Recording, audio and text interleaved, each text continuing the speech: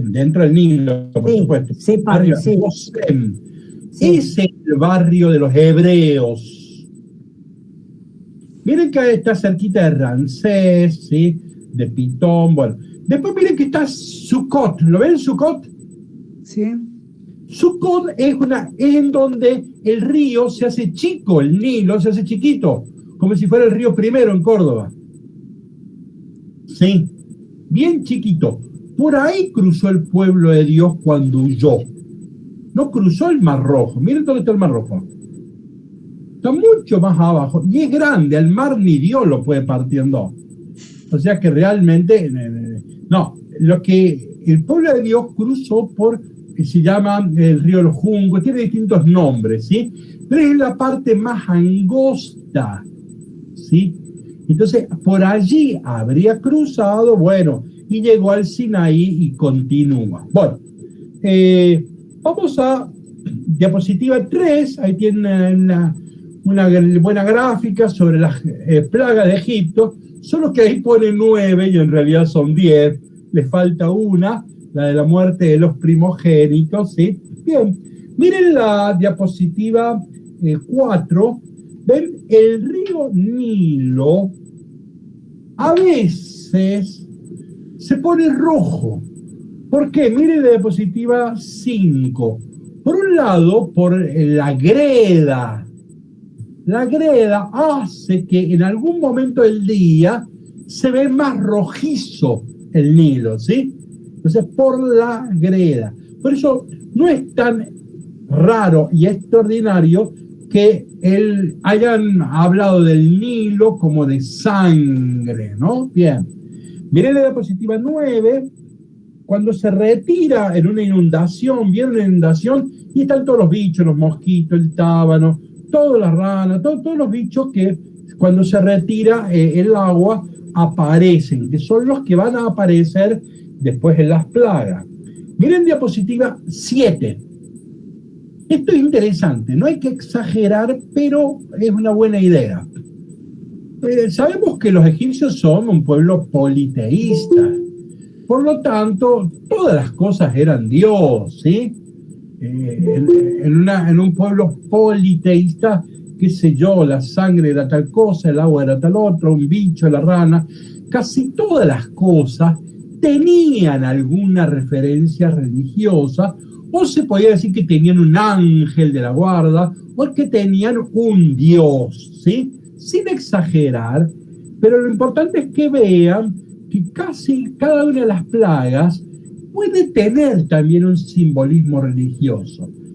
Sin exagerar este dato es importante porque acá me está prestando una base teológica para leer el texto.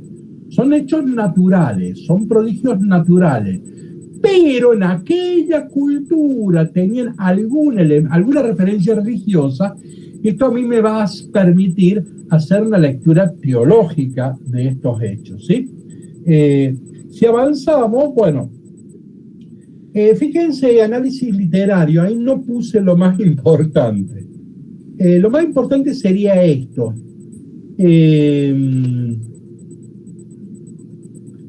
¿Cuál es el género literario del Éxodo en general, sobre todo de los primeros 15 capítulos? Y sobre todo del 7 al 15. ¿Cuál es el género literario? Y es la epopeya. ¿Sí? Es el género épico. Ustedes recuerdan que hay 3 grandes géneros literarios, ¿no? El fundamental y fundacional es la epopeya. Después viene el drama, viene la lírica y después viene el drama. Esos son los 3 grandes géneros literarios clásicos, ¿sí? Ana María, que ha sido profesora de letras, entienden, ¿no? Sí, está muy bien, padre, muy bien. No apagó el micrófono, pero ella sabe de estas cosas. Bueno, sí. Entonces, el género literario de estos capítulos, del 7 al 15, es la epopeya. Entonces hay que recordar qué es la epopeya. Bueno, la mejor definición la hizo Virgilio en el primer renglón de la Eneida. Lo digo en latín para que parezca más cierto. Arma virumque cano. Arma, vir, varón, cano, canto. ¿Cómo se traduce el primer verso de la Eneida? El canto a las armas y al guerrero. O sea, es un cántico de guerra, guerrero, donde se exalta al guerrero, se glorifica al guerrero y a la guerra fundacional. ¿Sí? Entonces ahí tenemos, qué sé yo, el Mío Cid, el cantar del Mío Cid, es la épica de España, ¿no? Bueno, entonces, entonces, es propio del género literario epopeya la glorificación, la exaltación, la ampliación de los hechos. ¿Sí?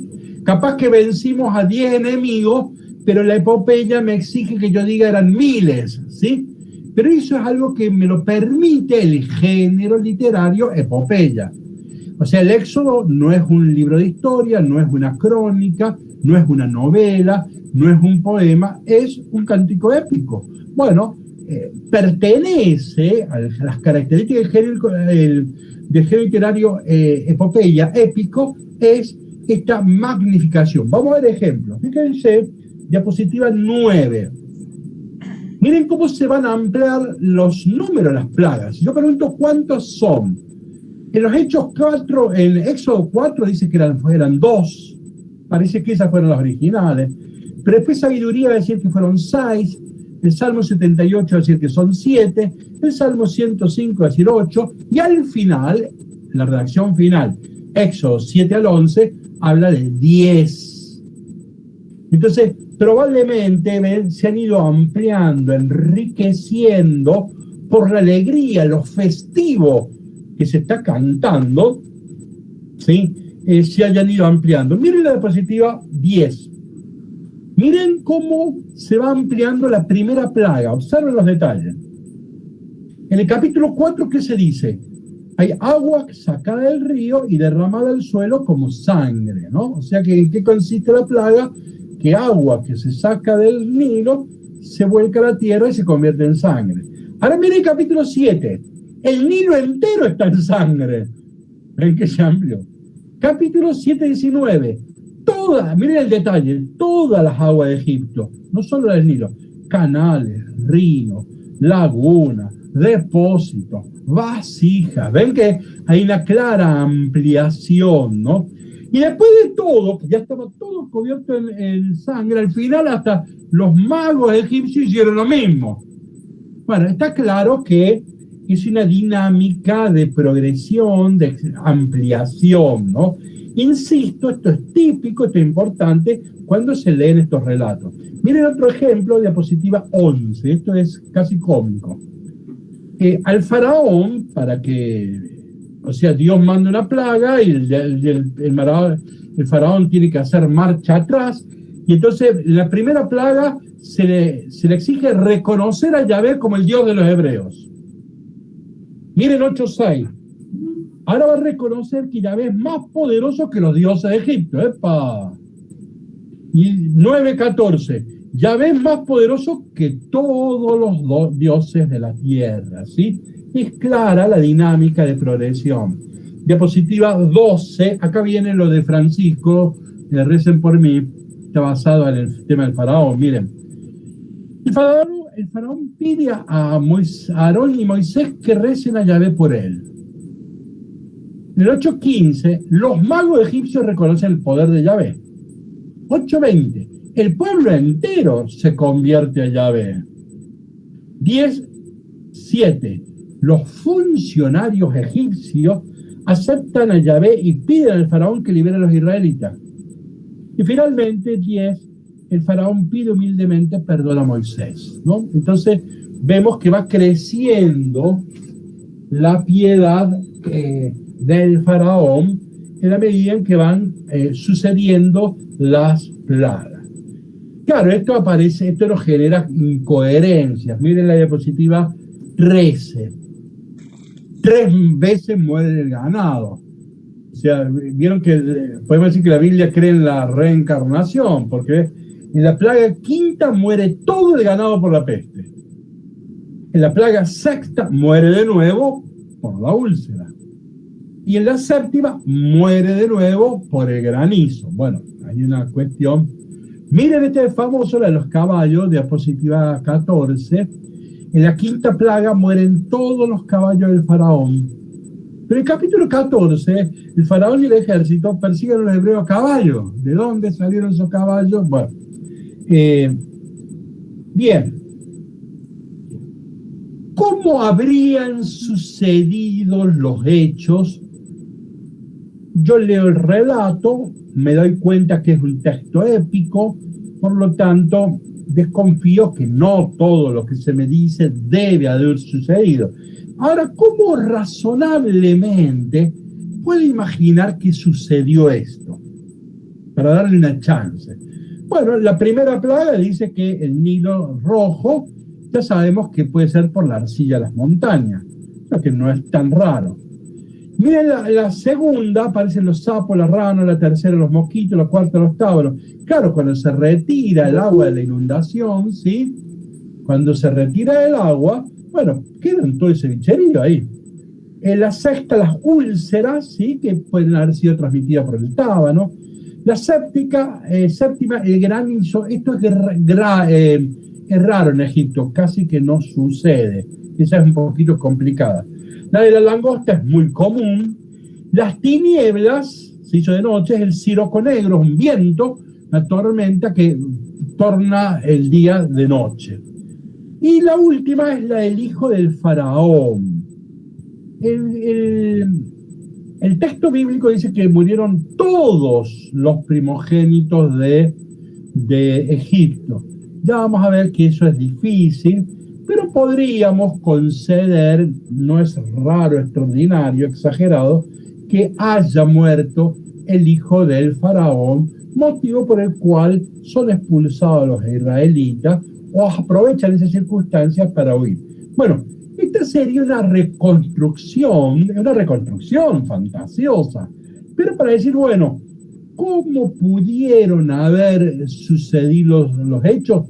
Algo así pudieron haber sucedido y probablemente, si estoy hablando con un historiador, bueno, me lo deja pasar, ¿no? Hay otro detalle que no pesca el historiador, porque esto ya es una beta teológica. Nosotros sabemos que la Biblia es construida por diversas tradiciones. Hemos hablado de la sacerdotal, de la deuteronomista, sabemos que hay libros proféticos. Bueno, si tenemos en cuenta más o menos estas tradiciones, podríamos reconocer que el relato más antiguo, probablemente el que está en el Salmo 78, y el personaje central es Moisés. Hay plagas en donde el personaje central va a ser Moisés. Cuidado que Moisés es el que enfrenta al faraón, ¿sí? Moisés es el poder ejecutivo en el esquema de Montesquieu, ¿cómo se llama? Bueno, no me sale ahora el discurso de las leyes. Bueno, entonces Moisés es la discusión política, el poder ejecutivo con el poder ejecutivo, ¿no? Ahora, hay otra versión, otra tradición, en donde el personaje, no persona, es el bastón milagroso, el bastón que va a operar milagros. Y acá hay una clara alusión al bastón de Eliseo. Esta podría ser la línea profética, ¿no? Este es el poder legislativo, ¿no? La profecía es una palabra normativa, ¿no? Y finalmente hay el personaje Aarón, que es el sacerdote, que pelea con los sacerdotes egipcios, con los magos. Esta es la discusión teológica, ¿sí? Y acá tenemos, como dijimos, el deliberativo, ¿no? Entonces, este esquema de Montesquieu, olvídenlo, un disparate que estoy haciendo yo ahora. Lo que sí es bueno es ver que de este relato, del capítulo 7 al 11, se ha construido desde diversas perspectivas, se encuentran diversos acentos, ¿sí? Se los puede reconocer. Pero claro, en el 400 a.C., que el tiempo de los persas, Esdras y Nehemías logran la redacción final del Pentateuco y ahí ya juntaron 5 y 5 y ahí quedaron las 10. Lo que nosotros tenemos en nuestras Biblias no es estas 3 versiones. Eso ustedes ya saben, solo el analista bíblico va a descubrir con mucha sutileza estos aspectos. Lo que nosotros tenemos son 10 plagas, ¿no? Es que es la redacción que quedó en la Biblia. Miren diapositiva 19. Acá hay una idea buena. Básicamente van a ver que al final, lo voy a repetir, probablemente es la idea teológica, una de las ideas teológicas más importantes de las plagas. Si uno observa el orden en que aparecen las plagas, en la versión final, miren, las 4 primeras son leves, solo molestan: el agua, la rana, mosquito y tábano. Molesta, son como que Dios le dio una cachetada, nada más. Ya las otras 4 son graves porque son destructoras: la peste, la úlcera, el granizo, la langosta. La novena es terrorífica, son las tinieblas. Nosotros vivimos en un mundo en donde hay luz eléctrica, entonces no sabemos lo que es la noche, ¿sí? Noche sin luna, nosotros eso no lo sabemos. Entonces es algo terrorífico. Me adelanto. Además, el dios de los egipcios, el dios más importante es Atom, el dios del sol. Entonces, que haya tinieblas, ¿se acuerdan? Fíjense, es una derrota teológica muy grave. Y finalmente, la muerte de los primogénitos, ¿no? Sea uno solo, bueno. Entonces, fíjense, lo interesante es cómo organizado pedagógicamente. Hay un orden gradual, hay una pedagogía gradual, progresiva. O sea, Dios le va advirtiendo al faraón: convertite, primero una cachetadita, después una trompada, después con un palo, ¿sí? Pero fue de a poco a ver si este hombre despertaba, ¿no? Acá la tragedia del relato es que el faraón le cuesta tanto abandonar la silla del poder que hasta va a terminar perdiendo el hijo. Esa es la tragedia, y vamos a ver que esa es la idea final, ¿no? Acá las plagas tienen esta idea de fondo, ¿no? Dios sí fue atacando, pero no empezó con la artillería más fuerte. Fue de a poco a ver si el hombre abría los ojos, y el hombre no solo no abría los ojos, sino que cada vez se endurecía más, ¿no? Bueno, acá es interesante que captando el orden de las plagas podemos pescar una idea muy importante, ¿sí? Si vamos a la diapositiva 20, estamos en la previa, ¿no? En la diapositiva 20 tenemos que decir esto. La palabra plaga en la Biblia no sale en estos capítulos, ¿sí? La palabra que sale es prodigio, que puede traducirse por trompada, por golpe. ¿Vieron cuando uno le pega una trompada a alguien? Eso sería la mejor traducción de plaga. Pero plaga en estos relatos aparece una sola vez. Bueno, la otra traducción es prodigio. Bueno, ¿el prodigio qué es? Algo extraordinario, no sobrenatural. Que el agua se convierta en sangre es un prodigio, pero eso no necesariamente significa que Dios lo causó.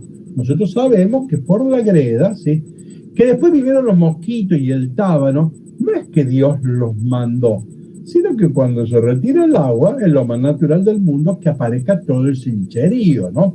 Entonces hay que distinguir hechos extraordinarios. Claro, que se den los 10 juntos, ciertamente que es extraordinario, pero hay que tener cuidado con las palabras. Una cosa es que estos hechos sean extraordinarios, y otra cosa es que sean hechos sobrenatural. Que Dios sea el causante y el autor de estos hechos, ¿no? Entonces, esto es muy importante. Fíjense, ahora, ¿qué pasa? En la Biblia, en el mundo antiguo, si ustedes quieren de Copérnico para atrás, en el mundo antiguo, el mundo toda cosmovisión es religiosa. Ustedes saben que en el Antiguo Testamento, en el mundo antiguo no existió el ateísmo. O sea, ha habido uno o dos ateos en el mundo antiguo, pero el ateísmo es un fenómeno moderno, es europeo y moderno del siglo XVIII. En el mundo antiguo no existían los ateos, al menos como hecho masivo, ¿sí? No existía. O sea, el mundo antiguo tiene una cosmovisión religiosa. Y la Biblia pertenece al mundo antiguo, en donde hay una cosmovisión religiosa. ¿Y esto qué significa? Que cualquier acontecimiento natural, yo puedo interpretarlo y leerlo como un signo de Dios. Eso sí, yo puedo hacer una lectura teológica religiosa de hechos naturales. Entonces acá hay prodigios, hay hechos que pueden ser extraordinarios. Esto no significa que Dios sea el autor de estos hechos. Entonces no son hechos sobrenaturales, ¿no? Son prodigios extraordinarios. Ahora, el que escribió la Biblia sí es un lector religioso. Y entonces él y el pueblo de Dios era un pueblo religioso. Y estos eventos naturales, el pueblo de Dios los vivió auténticamente como signo de Dios. Dios nos está liberando. Dios está batallando a favor nuestro. Dios ha tomado partido por nosotros, ¿me expreso? Entonces, en ese sentido, sí. Pero recuerden que es un cántico épico. Vamos a ver que es litúrgico, hay estribillos. Esta es una celebración de la fe. Esta no es una crónica histórica, no es una crónica periodística. Acá, capítulos 7 al 11, es una celebración de la fe. Lo que importa es sacrificar a Yahvé, es servir a Yahvé. Ya dijimos el sentido religioso de eso, ¿no? La diaconía a Yahvé en el culto. Entonces, acá estamos leyendo textos litúrgicos. Entonces, esto es importante, ¿no? Bueno, entonces, si más o menos aclaramos, esa es la previa. Ahora vamos a empezar a leer el texto.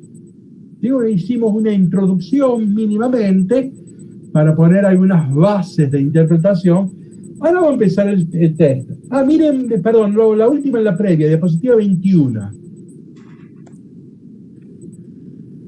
Sobre esto de las plagas hay dos interpretaciones. La Biblia, ¿cómo nos presenta? Habla del éxodo expulsión. O sea, las plagas fueron tan duras que el faraón y los egipcios expulsaron a Israel. ¿Sí? Dios hizo tanto barullo, la presencia de Dios fue tan insoportable para los egipcios que prefirieron expulsar a los judíos. Y esto es épico. Y se van a ir con las joyas de los egipcios y les van a dar el platerío, todo, ¿no? Se van a ir triunfalmente, ¿ven? Esta es la mirada épica, eso llamamos éxodo expulsión. Ahora el historiador diría, no, mirá, hoy en día, hoy, 2004, estamos 21, hay miles de éxodos que acontecen permanentemente. Algunos son más llamativos, otros son poco llamativos.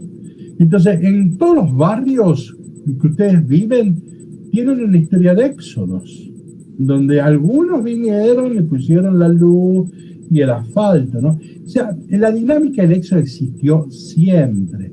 Entonces hubo éxodos extraordinarios y éxodos menores, ¿no? Entonces el historiador me diría, no, probablemente lo que sucedió es que una noche se fugó un grupo huyó un grupo de israelitas. Recuerden que a los egipcios no les importaba tanto que se escaparan, lo que les importaba es que no entren, ¿se acuerdan? Dijimos, a los egipcios les interesa la frontera, sobre todo que no entren.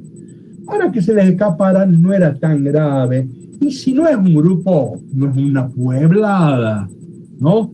Si son 10, 15, 20 familias, nadie probablemente se haya dado cuenta. Entonces cualquier historiador me aceptaría que pudo haber habido un éxodo huida. Las dos interpretaciones están en la Biblia. Bueno, yo debo saber que hay una interpretación más teológica y una un poco más histórica, ¿sí? Bien, cerrando ya esta previa, esta introducción, eh, fíjense, diapositiva 23. Ahora voy a pasar varias diapositivas en donde hay referencias arqueológicas, ¿ven? Ahí tiene el templo de Nefertari, ¿ven? Ahí están relieves de los esclavos trabajando con el ladrillo que menciona el Éxodo. Bueno, miren, hay tantos monumentos históricos, diapositiva 25, 26. Estas cosas existen, uno viaja a Egipto y se saca una foto, ¿no? O sea que hay el tema del cautiverio en Egipto, todo esto, hay referencias históricas de Pitón, de Ramsés, de Nefertari. Todas estas cosas han existido. O sea que el tema del éxodo y el tema de las plagas tienen un contexto histórico demostrado por la arqueología que dice, bueno, algo de esto tiene que haber sucedido. Estos han sido esclavizados, etcétera, ¿no? Entonces, en ese sentido, todo este relato, no como lo cuenta la Biblia, que es un texto épico, es un texto litúrgico, es un texto más para cantar que para leer. Entonces, no, como está en la Biblia, no, por supuesto. Pero quien lee dice, mira, Pitón, Ramsés, Sucot, todas estas cosas, y bueno, que trabajaban con el ladrillo, todas estas cuestiones, bueno, tiene algún anclaje mínimo en la historia. No es el caso de Abraham, que no tenía ningún anclaje histórico. Acá ya tenemos bastante anclaje histórico, ¿sí? Bien, entonces empezamos a leer, vamos a la diapositiva 34, la voy a leer yo, esta, y no la voy a leer entera. Empieza, las plagas son del 7 al 11. Yo transcribí el texto, no entero porque es largo, pero no lo resumí, no hice un resumen, ahí están los versículos. He preferido transcribir los versículos, aunque no todos. De ese modo queda más corto, pero no un resumen que hice yo, es el texto. A veces sigo la Biblia de Jerusalén y a veces la del pueblo de Dios, ya no me acuerdo, pero la que diga vosotros, bueno, pero con el andar estos apuntes los he ido haciendo con el tiempo. A veces he usado la Biblia de Jerusalén, a veces el pueblo de Dios, por eso las traducciones no siempre son coherentes, ¿sí? Pero es esto. Fíjense en el capítulo 7 que arranca. El Señor dijo, o sea, nosotros ya hemos leído la semana pasada hasta el capítulo 6, ya estamos en el 7, ¿sí? El Señor dijo a Moisés, yo hago de ti un Dios para el faraón, y Aarón tu hermano será tu profeta. Esto yo lo he dicho varias veces, para mí es la mejor traducción de lo que es la mejor definición de lo que es un profeta en la Biblia. Ya esto salió algo muy parecido en el capítulo 4, la semana pasada, pero yo les dije, postergo la explicación para la semana que viene, porque el 7.1 es más clarito todavía. Acá hay una relación, se dice una analogía, ¿no? Lo que es Dios respecto del profeta, aquí va a ser Moisés respecto de Aarón, ¿no? Entonces, así como Dios es la palabra, pero el profeta es el que dice la palabra de Dios, así Moisés es el que tiene el mandato de Dios, pero el que lo va a formular, el que lo va a decir al faraón es Aarón. Bueno, esta para mí es la mejor definición de profeta. Entonces me voy a demorar un minuto. Vamos a la diapositiva 36. El concepto de profeta es muy, muy importante. La palabra profeta a nosotros nos viene del griego de profeta. Son dos vocablos, ¿sí? Si yo voy a un diccionario etimológico, ahora estamos hablando de diccionario, acá no estamos hablando de fe o no fe, no es que yo creo o no creo. Acá la cuestión, ¿te quieres informar o quieres no informarte? ¿Sí? Si te quieres informar, busca un diccionario etimológico y ahí vas a ver la etimología y el origen de la palabra profeta. Yo hago una aclaración breve, no se compliquen. En latín importa cómo terminan las palabras. Pongo un ejemplo. Rosa, rosae, rosam, rosarum. Ven que en latín importa cómo se modifican la terminación de las palabras. ¿Me expresé? No importa. En griego al revés, importa el prefijo. Entonces, la palabra profeta es importante el pro. ¿Sí? Entonces, nosotros tenemos de profeta, viene pronóstico. Gnóstico es conocer y es una palabra que tiene connotación temporal. ¿Qué es el pronóstico? Cuando digo mañana llueve. Ven ahí, gnosis, pronóstico. Ahí, gnóstico tiene una connotación temporal. Bien. Profano. Fanum es templo. La palabra fanático, ¿qué es fanático? Un pecado religioso, ¿no? Es que solamente ve y mira solo desde el templo. Eso es un fanático que considera que su equipo de fútbol es el mejor del mundo, que es Dios. Eso es un fanático. Pero el fanum es templo. Ahora, ¿qué es lo profano? Lo que está al frente, lo que está afuera. Por ejemplo, la canchita de fútbol que está al frente de la parroquia, ese espacio es profano. Una cosa es el templo y otra cosa es la canchita de fútbol. Entonces el templo es un lugar sagrado, la canchita de fútbol es un lugar profano. Es lo que está al frente. O sea que acá pro le da tiene una connotación espacial. Ahora acá aparece profeta. Feta es del verbo hablar, femir en griego. En castellano tenemos eufemismo. Femir es hablar, el que habla bellamente, ¿no?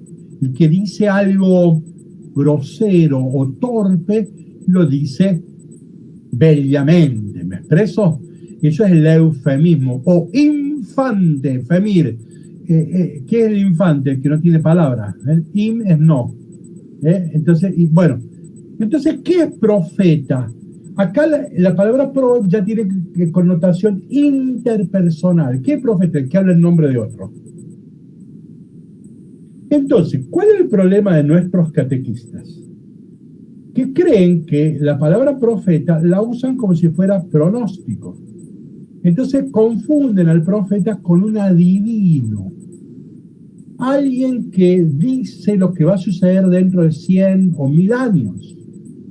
Entonces, cuando el profeta Isaías en el capítulo 8, en el capítulo 7:14, allá en el siglo VIII, dice: he aquí que una virgen concebirá y dará a luz un hijo, al cual pondrán por nombre Emanuel, que quiere decir Dios con nosotros. Nuestro catequista cree que ahí Isaías anticipó 8 siglos antes. Él tuvo una visión de Dios. Dios le ha ayudado a ver lo que va a suceder dentro de 8 siglos. Bueno, eso es una adivinación, ¿no? Eso se llama adivinar. Eso se llama vaticinar. Bueno, eso está en la línea del pronóstico. Eso no es profecía. La profecía no es anticipar 100 años lo que va a suceder. ¿Profeta quién es? El que habla en nombre de otro. Bueno, esto es información, esto es diccionario. ¿Usted elige informarse o usted prefiere no informarse? Bueno, siga. Acá no hace falta tener fe para explicar esto. Ahora sí, vamos a la Biblia. Si yo voy a la Biblia, me encuentro en la diapositiva 37 con los 2 textos que venimos comentando, que no los leo de nuevo. En la diapositiva 38 tengo el Levítico, y el Levítico, que es un libro legislativo, entre otras cosas, es muy claro. Miren qué dice, 19:26. No practicáis la adivinación. O sea, no puedo confundir a un profeta con un adivino. 19:31. Ni consultéis a los adivinos. 26. Si alguien consulta a los adivinos, bra. 20:27. El hombre o la mujer que practique la adivinación morirá sin remedio. Entonces, ahora sí, ya hablo al creyente. Yo tengo fe. Bueno, lea la Biblia. ¿Qué dice la Biblia? Que el profeta no es un adivino. Adivino en hebreo se dice Nahash. Nahash. Que significa serpiente. El adivino es la serpiente de Génesis 2, allá 3, ese es el adivino, ¿no? Entonces, confundir a un profeta, a la profecía con una adivinación es penoso, ¿sí? Nadie que lea en la Biblia puede confundir a un profeta con un adivino. ¿Me expreso? Esto me detuve un minuto, pero esto es muy, muy importante para otros momentos, ¿no? Y nuestros catequistas debieran alguna vez enterarse de esto, ¿no? Bueno, pero abandonemos ahí. Entonces, Igualmente, sí, pero ¿cómo? Hola. hola, Malvina. Igualmente se habla, por ejemplo, que el Apocalipsis, se escucha actualmente que el Apocalipsis está pasando, dice todo lo que el Apocalipsis dice. Bien. También se lo toma como algo que ya está predecido, diríamos. Busquen Apocalipsis 1:3.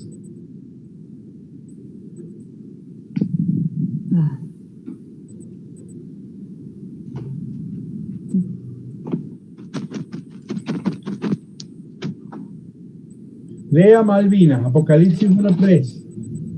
Sí, ahí busco, padre.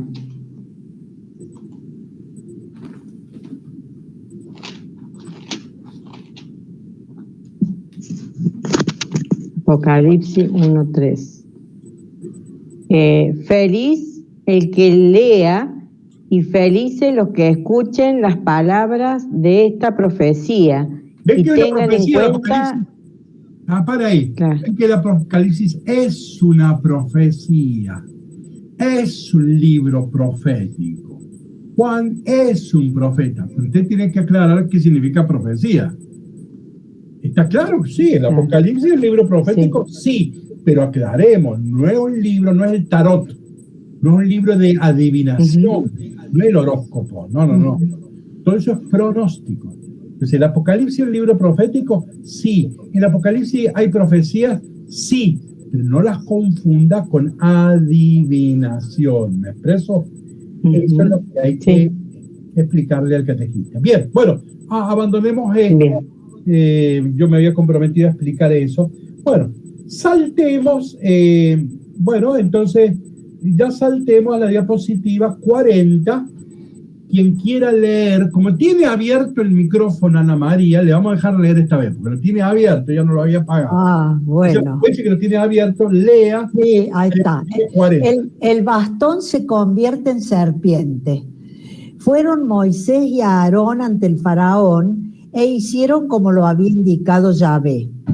Y arrojó a Aarón su bastón ante el faraón y sus siervos y se convirtió en una serpiente. Hemos hablado la semana pasada del bastón, símbolo del poder, y de la serpiente, símbolo del poder real. Eso hemos hablado la semana que viene.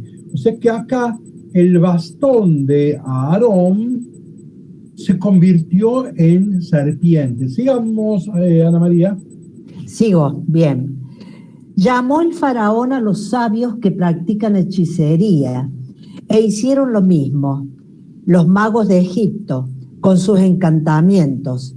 Cada uno echó su bastón y se volvieron serpientes. Ahí sonamos, porque fuimos a penales. ¿Vieron? Es una decepción, ¿no? Siga leyendo. Pero el bastón de Aarón devoró los bastones de ellos. Sin embargo, el corazón del faraón se endureció y no los escuchó como lo había dicho Yahvé. Bien, fíjense, miren diapositiva 48, yo ya he mostrado una imagen del bastón con la serpiente. Acá tienen, ¿ves? La corona que tenía el faraón arriba tenía una serpiente. Bueno, no importa, pero ya hemos hablado que son símbolos del poder real, del poder político, ¿no? Lo que me interesa es la diapositiva 46. dice que la serpiente, el bastón de Aarón se devoró las serpientes. Ese verbo, así hay que conservarlo, es el que aparece cuando van a cruzar el mar huyendo los israelitas de noche. ¿Se acuerdan que se abre el mar? El pueblo de Dios va a cruzar a pie, ¿sí? Seco. Y cuando cruzan, vienen los egipcios y se cierra el mar. Y el texto bíblico dice, el mar se devoró a los egipcios. ¿Ven? Acá está anticipando esta derrota simbólica. El bastón se devora a las serpientes de los egipcios. Está anticipando la derrota fundamental, que es cuando mueren, son devorados los egipcios en el mar, ¿sí? Bien, avancemos. Alguien que quiera, ahora sí va a apagar a Ana María su micrófono. Bueno, a ver. Quien quiera leer la diapositiva, entonces 48, adelante.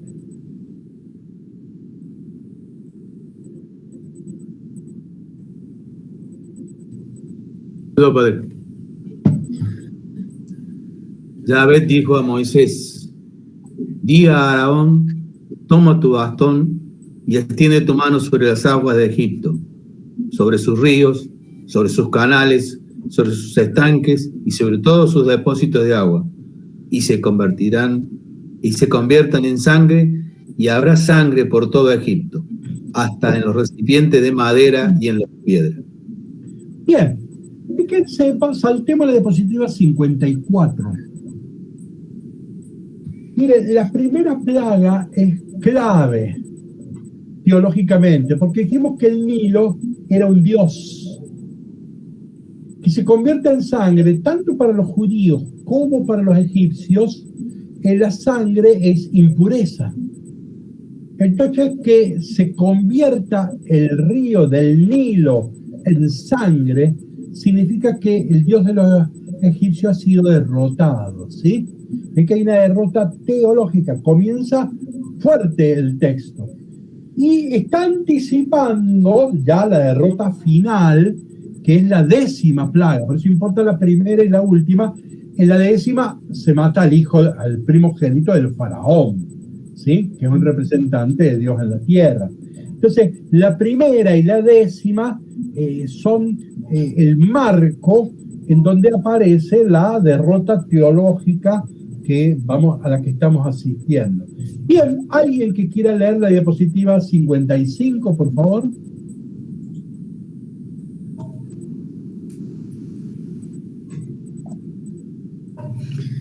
Liliana: si no lo dejas partir, yo castigaré todos tus territorios con ranas.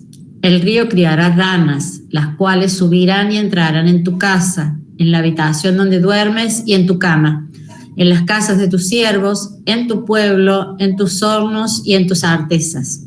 Sobre ti, sobre tu pueblo y sobre todos tus siervos subirán las ranas. Miren la diapositiva 56. Esa es una imagen de la película de Moisés, que ha sido famosa. He sacado muchas imágenes. Y en una entrevista, los artistas le preguntaron, de las plagas, ¿cuál es la que más le impresionó? Y ellos decían que era de las ranas, porque lo de las ranas en la película no era una ficción, le pusieron rana de verdad. Entonces, es feo estar ahí rodeado de ranas que se te podían subir, qué sé yo. Entonces cuentan los artistas que para ellos fue la peor plaga, ¿no? Bueno, es un detalle menor, pero esto va a generar un problema. Siga leyendo, por favor, la diapositiva 57 y 58, por favor. El faraón llamó a Moisés y a Aarón y les dijo: orad a Yahvé para que retire las ranas de mí y de mi pueblo, y dejaré ir a tu pueblo para que sacrifique a Yahvé. Moisés respondió: se hará como has dicho, para que conozcas que no hay como Yahvé nuestro Dios. Las ranas se retirarán de ti y de tus casas, de tus siervos y de tu pueblo, y solamente permanecerán en el río. Y salieron Moisés y Aarón de la presencia del faraón. Vamos a la diapositiva 60. También las ranas, todos los bichos traen ciertas impurezas, ¿no? Pero acá lo interesante es esto, que las serpientes están el predador de las ranas. Pero la serpiente es el símbolo del faraón. Las ranas, entonces, son los pequeños ejércitos marginales, ¿sí?, que están venciendo a las serpientes. ¿Está claro? Bien, es interesante el simbolismo. Quien quiera leer diapositiva 61, acá la mayoría de las Biblias ponen mosquito. Yo no sé por qué puse piojo. Acá es donde no sé qué versión seguí. Pero la mayoría de las Biblias, en vez de poner piojo, ponen mosquito. Bueno, yo puse ahí piojo, pero bueno, algún bichito de eso es. Adelante. Quien quiera leer diapositiva 61. María Elena, padre. Adelante. Extiende tu bastón y golpea el polvo de la tierra, y habrá piojos por todo el país de Egipto. Aarón extendió su mano con el bastón y golpeó el polvo de la tierra, y hubo piojos sobre las personas y las bestias. Siga. Los hechiceros intentaron sacar piojos con sus encantamientos, pero no pudieron. Y los hechiceros dijeron al faraón: es el dedo de Dios. Pero el corazón del faraón se endureció y no los escuchó. Acá hay un dato nuevo. Hasta acá íbamos a penales, ¿sí? O sea, hay diversos combates. El de Moisés con el faraón, el de Aarón con los teólogos del imperio, ¿no? Los magos. Recuerden que los magos en el mundo antiguo, y generalmente eran los científicos, los estudiosos. O sea, que hay un debate teológico. Entonces, Aarón puede hacer exorcismos, pero que acá los exorcistas del faraón no pueden, ¿ves? Llegaron hasta acá. Esto ya no podemos. Y acá están reconociendo que acá ya hay un elemento religioso teológico. Lo otro era todo extraordinario, prodigio, pero acá dicen, ya esto no podemos. Acá está el dedo de Dios, ¿no? Adelante.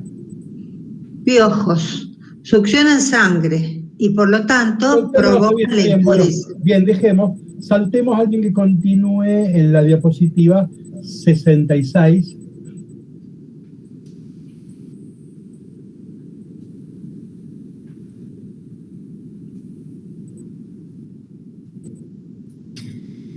Yahvé dijo a Moisés: levántate de mañana y ve delante del faraón cuando salga al río y dile: así dice Yahvé, deja ir a mi pueblo para que me sirva, porque si no dejas ir a mi pueblo, yo enviaré sobre ti, sobre tus siervos, sobre tu pueblo y sobre tus casas tábanos. Las casas de los egipcios se llenarán de tábanos. Bien, fíjense ahora, seguí.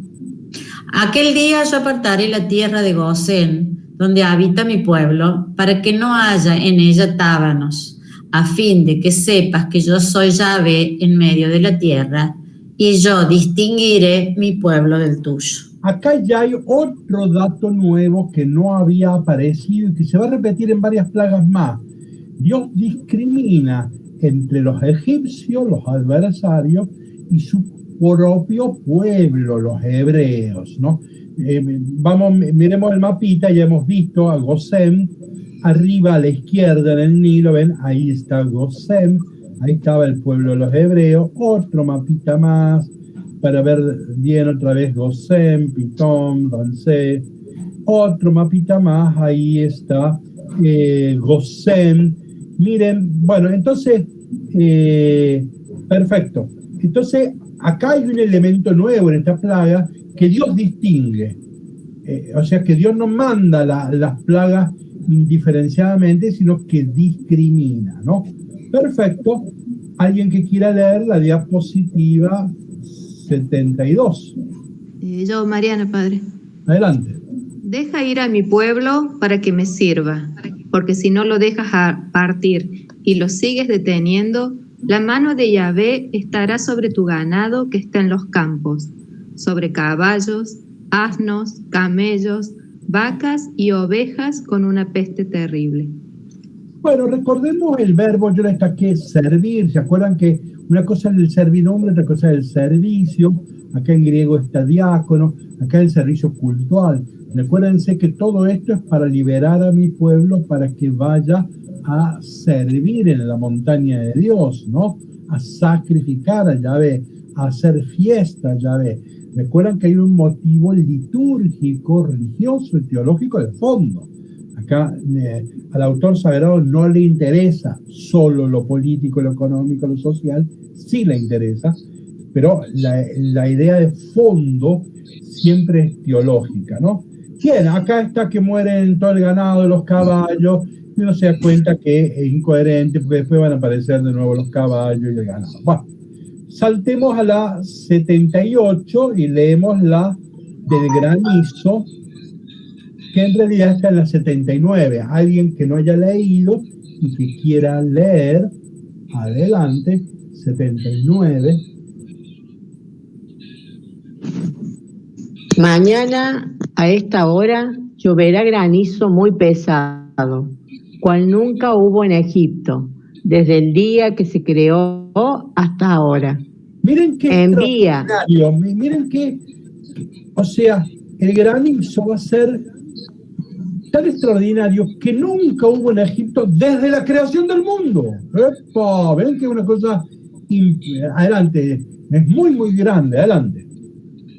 Envía a proteger tu ganado y todo lo que tienes en el campo, porque toda persona o animal que se halle en el campo y no esté en su casa, el granizo caerá sobre ellos y morirán. Me acuerdo de 1980, yo hablando de las plagas, vi esta foto y la puse ahí, había el granizo en Estados Unidos, en donde más grande que una pelota de tenis, o sea que bueno. Sigan leyendo, Malvina. Moisés, el 81. Moisés extendió su vara hacia el cielo y Yahvé hizo tronar y granizar. El fuego se descargó sobre la tierra y Yahvé hizo llover granizo sobre la tierra de Egipto. Hubo granizo y fuego, y el granizo fue tan grande cual nunca hubo en toda la tierra de Egipto desde que fue creada. Aquel granizo hirió toda la tierra de Egipto, todo lo que estaba en el campo, así hombres como bestias. Destrozó el granizo toda la hierba del campo y desgajó todos los árboles del país. Continúe con la diapositiva 83. Solo en la tierra de Gosén, donde estaban los hijos de Israel, no hubo granizo. El faraón envió a llamar a Moisés y a Aarón y les dijo: he pecado esta vez. Yahvé es justo y yo y mi pueblo impíos. Orad a Yahvé para que cesen los truenos de Dios y el granizo. Yo os dejaré ir y no os detendré. Parece que se va convirtiendo el faraón. Miren la otra diapositiva, 84. ¿Por qué es tan grande esta? Y claro, porque es la séptima plaga. Nosotros sabemos que siempre el 7 tiene algo de perfección, de totalidad. Por eso había truenos, granizos, relámpagos, lluvias, ¿sí? Y algo que sucedió desde la creación del mundo, es extraordinario por ser la séptima. Bien, alguien que no haya leído ya, que quiera leer la diapositiva 87. No, 85, perdón. ¿Puedo leer? ¿Leo? Adelante. Sí. Y si aún rehúsa dejarlo ir, mañana yo traeré la langosta sobre tu territorio, la cual cubrirá la faz de la tierra, de modo que no pueda verse la tierra. Comerá lo que escapó del granizo, comerá todo árbol que crece en el campo. Yo voy a leer la 86. Creo que la puse en negro, ¿no? La destaqué. Porque acá hay una novedad. Ustedes vieron que cada tantas las plagas van apareciendo novedades, ¿no? Yo lo que he ido destacando las novedades. ¿Acá qué? Acá se pelea, hay una interna entre el poder. Los ministros se van a empezar a pelear con el faraón. Se han dado cuenta que el faraón es un bruto. Entonces dice, le dijeron los siervos del faraón. Siervos en mucha literatura antigua y en la Biblia muchas veces se refiere a los ministros, no al sirviente, ¿sí? No es al empleado. Muchas veces la Biblia, siervos, tengan cuidado que no se refiera a los ministros.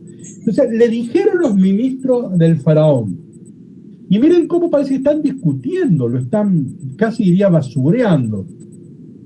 ¿Hasta cuándo será este hombre una amenaza para nosotros? Miren los imperativos. Deja ir a estos hombres para que sirvan a Yahvé su Dios. ¿Acaso no sabes que Egipto está destruido? Ven, lo tratan de ignorante. No son desubicados. ¿Ven la pelea que se produjo acá, no? Hicieron, ¿quiénes? Los ministros. Hicieron regresar a Moisés y a Aarón ante el faraón. Y les dijo, ve, servid a Yahvé vuestro Dios. ¿Quiénes son los que se van a ir? Moisés respondió, acá acelerando, hemos de ir todos, porque es nuestra fiesta para Yahvé, ¿no? Bueno, seguí leyendo, Josefina, la diapositiva 85.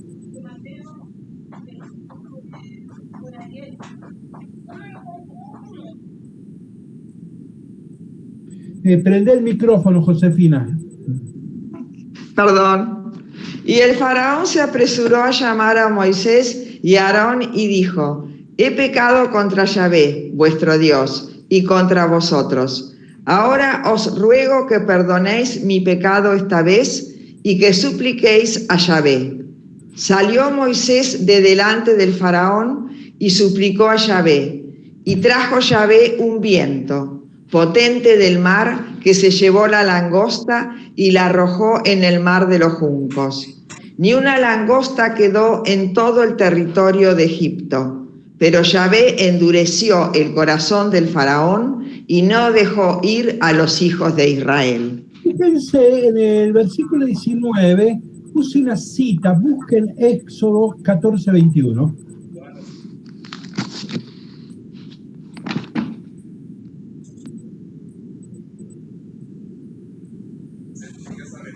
Si Josefina lo encontró, Éxodo 14:21.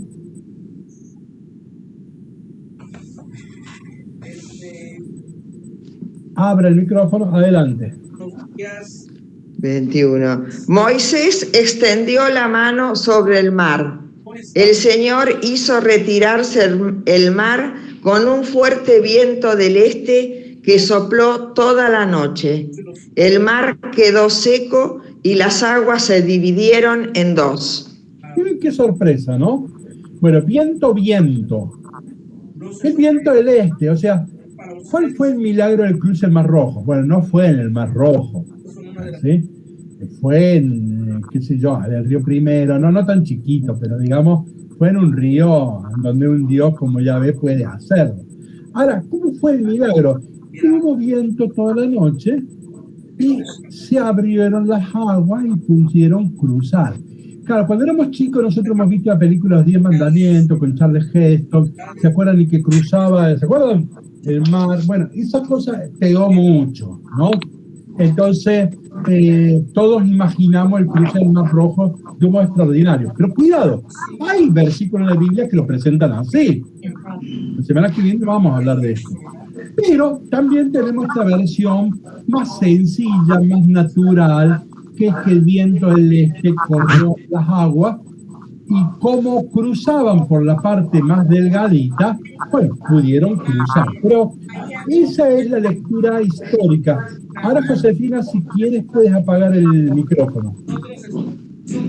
Pero fíjense, pero acá también hay que hacer una lectura teológica, mítica. Génesis 1:2, está el viento soplando sobre las aguas. Génesis 8, el diluvio, ¿cómo se sacó las aguas? El viento, ¿se acuerdan? Retiró las aguas para que el arca pueda hacer pie en cielo fijo. ¿Cómo se cruza el mar? el viento del este soplaba para que el pueblo tenga pie fijo y camine. ¿Cómo se va a cruzar el Jordán? ¿Ven?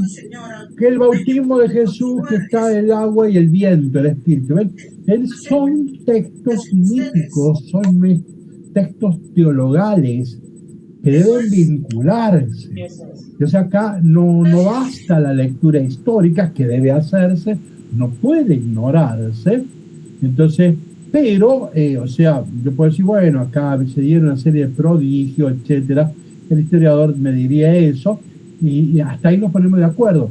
Pero además el texto bíblico, esto es un texto teológico, un texto religioso, y por eso muchas expresiones, devoró las serpientes, devoró el mar, ¿ven? Acá estamos todavía en Egipto, y viene un viento y va a expulsar todas las ranas, ¿sí? Y entonces, pero este viento está aludiendo al cruce del mar, etcétera, etcétera. Entonces, esas conexiones están en el texto bíblico y no pueden ignorarse, ¿sí? Vamos a la diapositiva 89, quien quiera leer, por favor. Es la novena, ¿sí? Quien quiera leer, que no haya leído sobre todo, que aproveche y lea. Yo, padre, elementos creacionales. No, por favor, la diapositiva 89. Novena plaga, no, perdón. Las tinieblas. Hubo una tiniebla siniestra sobre toda la tierra de Egipto durante 3 días, pero todos los hijos de Israel tenían luz en sus moradas. Bueno, la discriminación ya lo hemos visto, pero acá hay algo terrible, que son las tinieblas. Fíjense en la diapositiva 90, claro, acá hay que evoca a la creación, 1:3, hágase la luz, había tinieblas, ¿sí? Esa referencia tiene que hacerse. Pero me interesa más, miren la diapositiva 91. La diapositiva 91. El libro de los muertos es uno de los libros más antiguos de la humanidad, que son de los egipcios, probablemente el 2000 a.C. y más lejos también. Entonces, y habla sobre el juicio final. ¿Vieron esa parábola de Jesús que cuenta Mateo? Tuve hambre, me diste de comer, tuve sed, me diste de beber. ¿La conocen esa parábola sobre el juicio final? Bueno, esa está inspirada en el libro de los muertos. Si ustedes leen el libro de los muertos, para entrar al cielo hay que darle de comer al hambriento, vestir. O sea, ahí Jesús en realidad no inventó esa parábola, es una cosa muy vieja, ¿no? Bueno, eso está ahí, pero ahora no me interesa eso, abandonemos eso. Me interesa el sol, miren.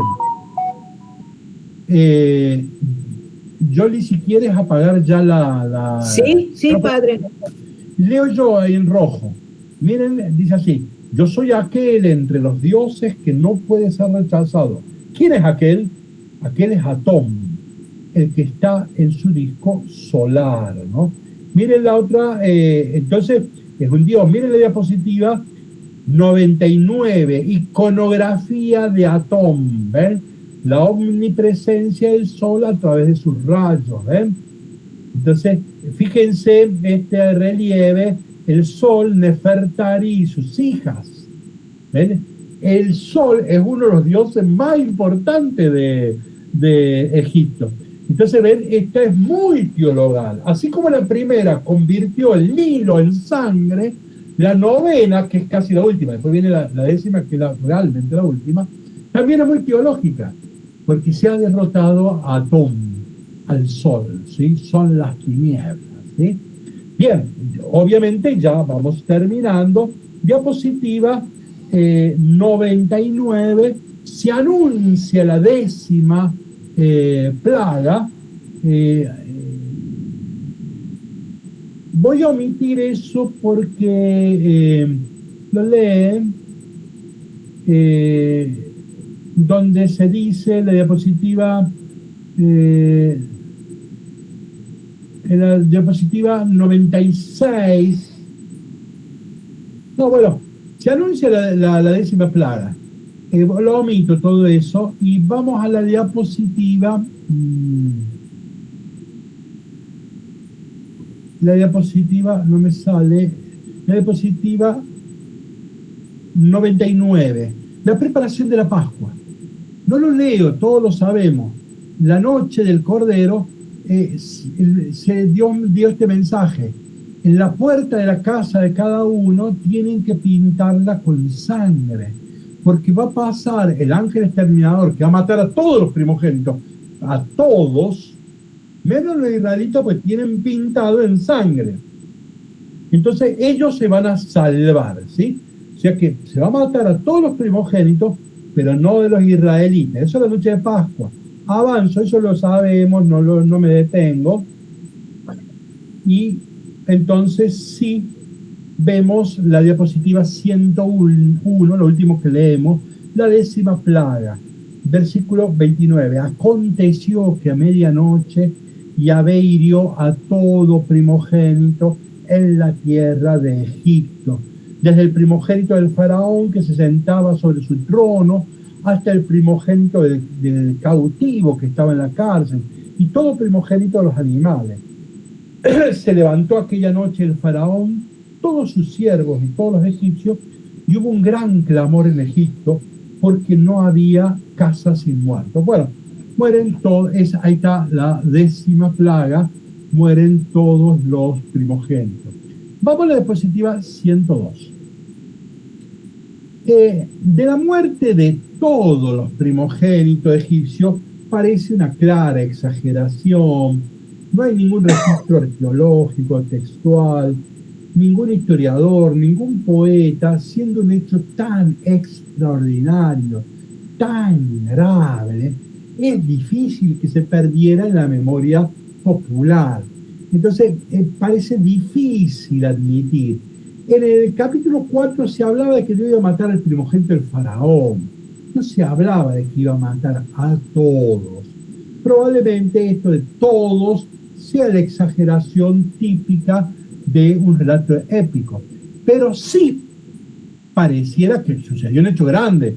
Si echaron a los israelitas, etcétera, si los israelitas se pudieron escapar, es porque acá había un gran velorio, un gran funeral, y es que murió el hijo del primogénito del faraón, ¿no? Entonces, vamos a la diapositiva 103. Observen primero, el texto bíblico no refleja ninguna expresión de alegría por lo que está narrando. No está contento porque el ángel mató al hijo del faraón. Sería una contradicción muy grave, ¿no?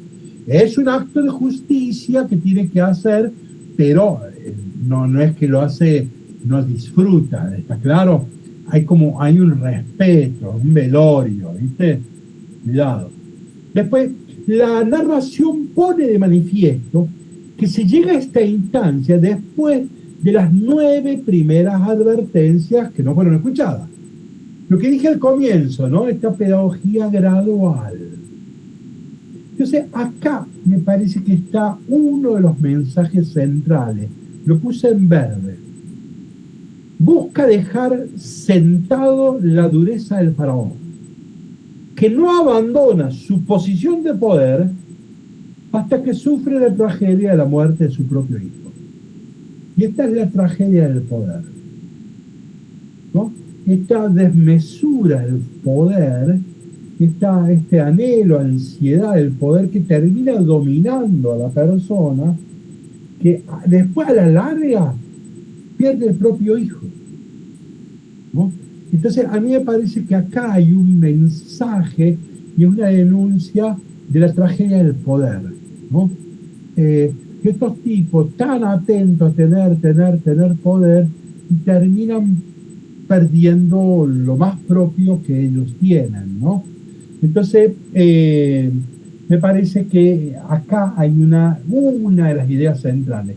Si avanzamos en la diapositiva 104, acá hay que recordar que hay una estructura, un esquema, no leímos entero nosotros las 10 plagas, hicimos una selección de texto, pero entonces cuando ustedes relean vamos a ver que cada plaga primero se hace el anuncio de la plaga, después la realización de la plaga, cesa la plaga, pero fue inútil porque el Faraón endureció su corazón.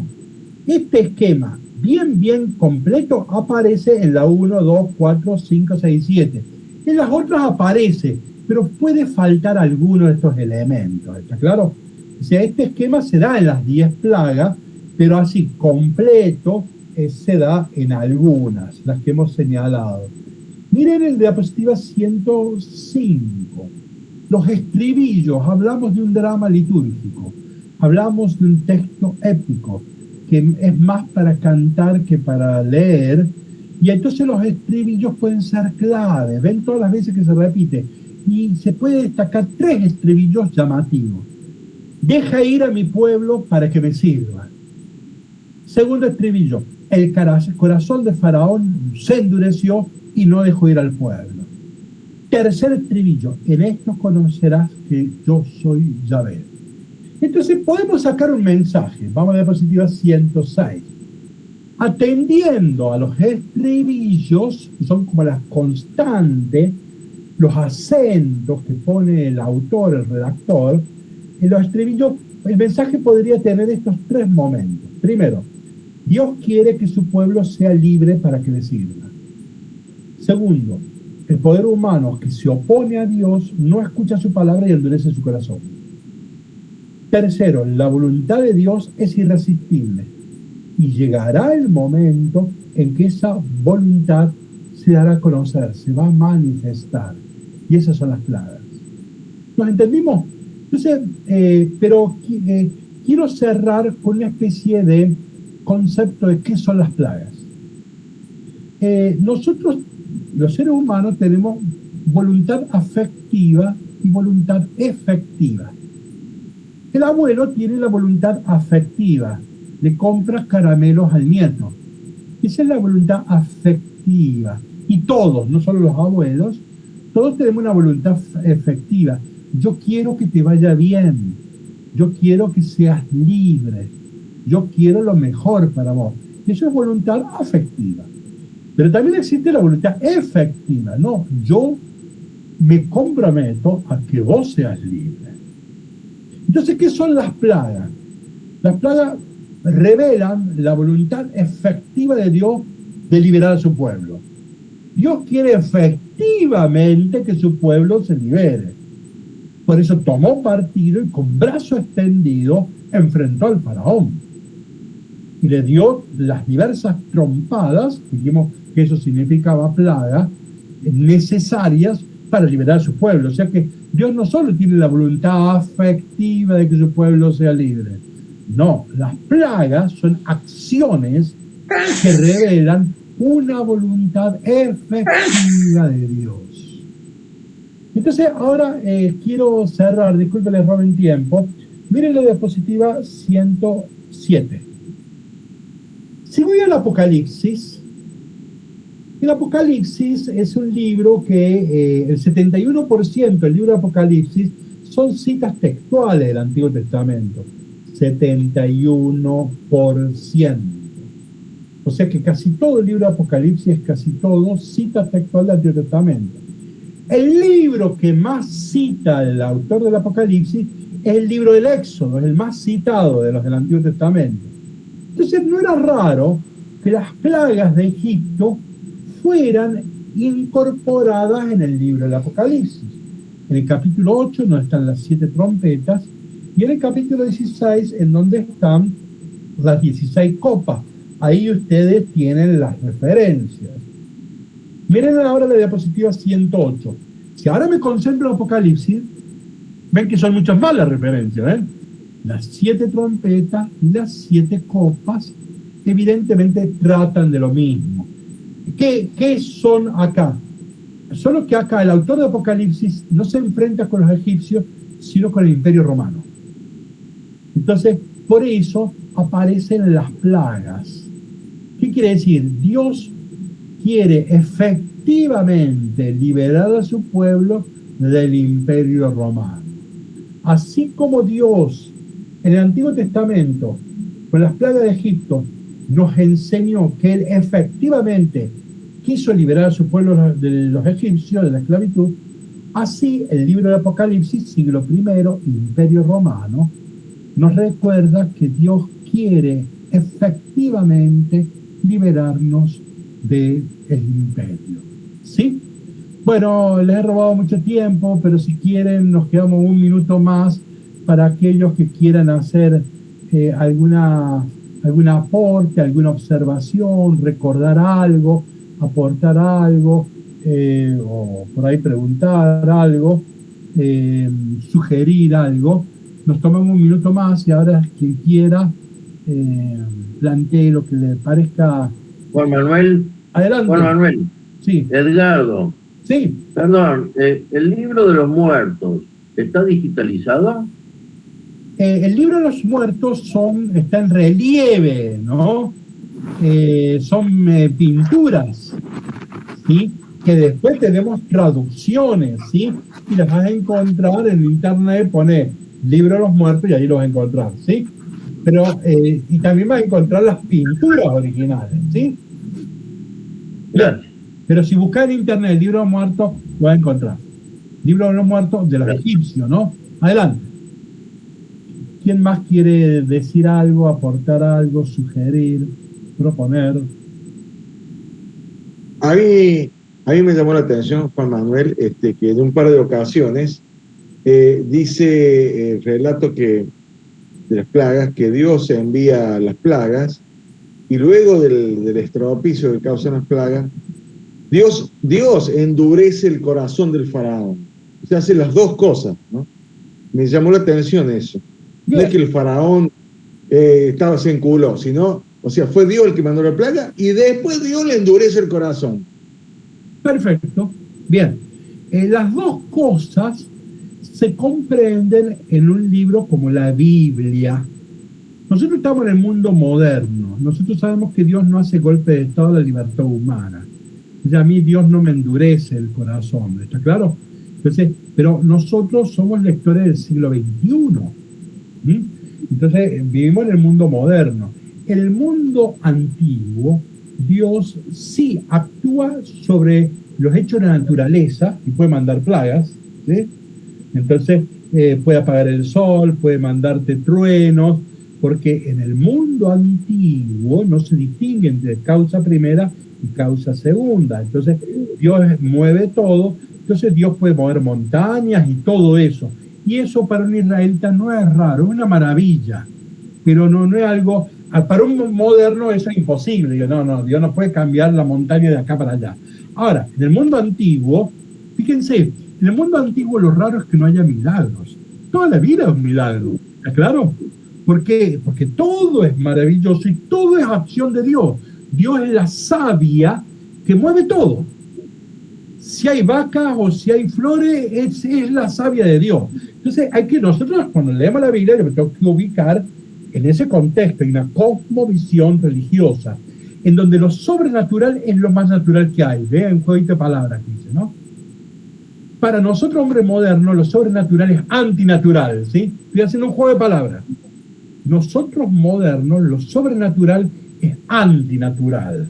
¿Cómo Dios va a detener el sol? ¿Cómo Dios va a hacer un golpe de estado a las leyes de la naturaleza? Para nosotros, hombre moderno, lo sobrenatural es antinatural. Pero para el mundo antiguo, lo sobrenatural es lo más natural del mundo, ¿sí? Perfecto. Entonces, esa primera cuestión, ¿por qué Dios puede mandar plagas, etcétera? Entonces, yo dije, el redactor es un religioso, es un creyente, y se mueve en esa cosmovisión, ¿sí? Entonces, la otra cuestión, así por eso que Dios también puede endurecer el corazón del faraón, ¿sí? Entonces, ahora, ¿cómo interpretar que Dios endureció el faraón? Yo dije algo, creo, la semana pasada, y ahora lo repito. Yo decía esto, es que Dios le está arrebatando su capital, Dios le está robando. Entonces, a medida que el faraón quiere robarle sus esclavos, eso va endureciendo al faraón, ¿no? La acción liberadora de Dios va cerrando al faraón, Porque el faraón que está viendo, un tipo que me está robando los esclavos, eso es lo que está viendo. Son unos vagos, no quieren trabajar y me están llevando los esclavos, que es capital sin alma, Aristóteles. Entonces, en ese sentido, entonces yo estoy haciendo dos lecturas. La lectura antigua, que respeta la Biblia, y bueno, Dios puede modificar el corazón de la persona. Sí, eso en la Biblia es posible. Ahora yo, siglo XXI, trato de interpretar ese lenguaje, digo, bueno, ¿cómo es que Dios podría haber endurecido el corazón? Y bueno, es que es factible pensar que el faraón, las plagas de una banda de delincuentes que le están asediando la casa y robando todo. ¿Me expreso, Gustavo? ¿Alguien más que quiera hacer algún aporte, una sugerencia, recordar algo? Plantear. Bueno, entonces les agradezco la paciencia y la semana que viene trataremos de ver el famoso cruce del Mar Rojo, algo de las leyes, y después el último será lo del becerro, y así terminamos el mes con el Éxodo. En julio no tendríamos clase y en agosto retomaríamos con el libro del Levítico, ¿sí? Bueno, entonces, muchísimas gracias. Muy bien, gracias a usted, padre. Muchas gracias, padre. Chao a todos, chao a todos. Gracias, padre. Gracias, padre. Chao, Jorge. Chao, Edgardo. Chao, María. Chao, Mariana.